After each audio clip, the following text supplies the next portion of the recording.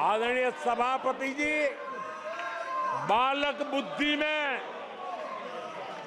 ना बोलने का ठिकाना होता है और न ही बालक बुद्धि में व्यवहार का कोई ठिकाना होता है।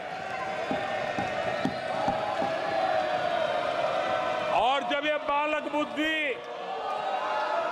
पूरी तरह सवार हो जाती है तो सदन में भी किसी के गले पड़ जाते हैं।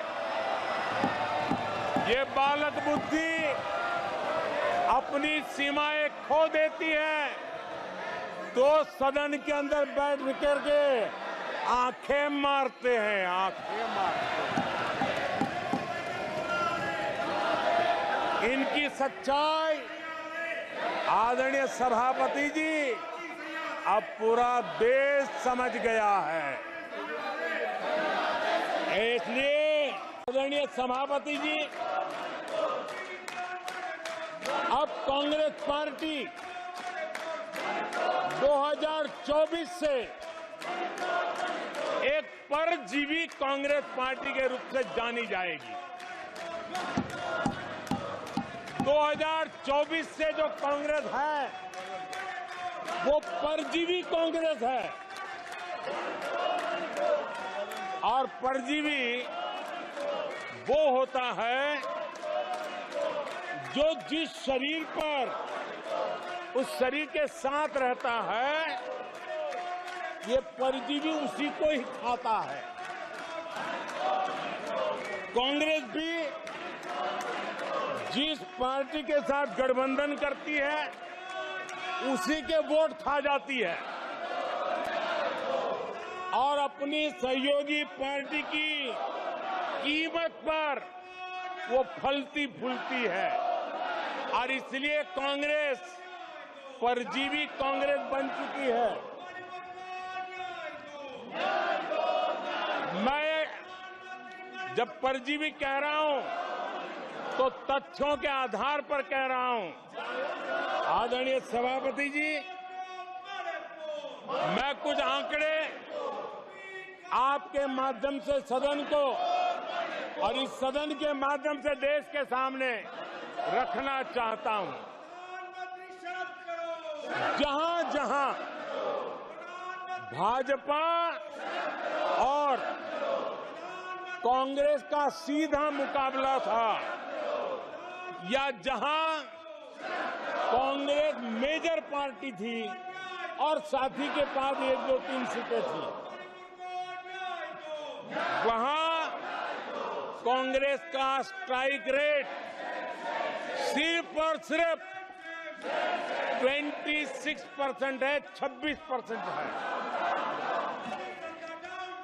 लेकिन जहां किसी का पल्लू पकड़ करके चलते थे, जहां वो जूनियर पार्टनर थे, किसी दल ने उनको कुछ दे दिया मौका, ऐसे राज्यों में कांग्रेस जहां जूनियर पार्टनर थी उनका स्ट्राइक रेट 50% है और कांग्रेस की 99 सीटों में से ज्यादातर सीटें उनके सहयोगियों ने उनको जिताया है। और इसलिए मैं कहता हूं ये परजीवी कांग्रेस है। 16 राज्यों में जहां कांग्रेस अकेले लड़ी, वहां उसका वोट शेयर इस चुनाव में गिर चुका है। आदरणीय सभापति जी, गुजरात, छत्तीसगढ़ और मध्य प्रदेश, इन 3 राज्यों में जहां कांग्रेस अपने दम पर लड़ी और 64 में से 64 में से सिर्फ 2 सीट जीत पाई है, 64 में से 2। इसका साफ मतलब है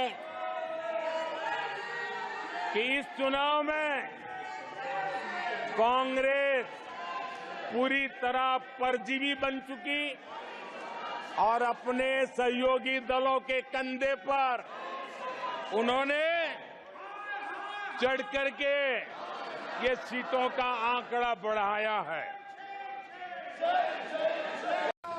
आदरणीय सभापति जी, वो एक जमाना था जब कोयले घोटाले में बड़ों के हाथ काले हो चुके थे। आज कोयले का सर्वाधिक उत्पाद, सर्वाधिक प्रोडक्शन, आज कोल प्रोडक्शन के विक्रम हुए हैं और इसी के कारण देश अब कहने लगा है अब भारत कुछ भी कर सकता है।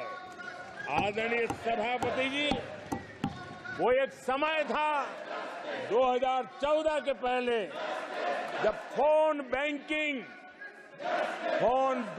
करके बड़े बड़े बैंक घोटाले किए जा रहे थे। अपनी पर्सनल प्रॉपर्टी की तरह बैंक का खजाना लूट लिया गया था। आदरणीय सभापति जी, 2014 के बाद नीतियों में परिवर्तन, निर्णयों में गति, निष्ठा, प्रामाणिकता की और उसी का परिणाम है दुनिया की अच्छी बैंकों में आज भारत की बैंकों का स्थान बन गया। आज भारत की बैंक सर्वाधिक मुनाफा करने वाली बैंक बन गई।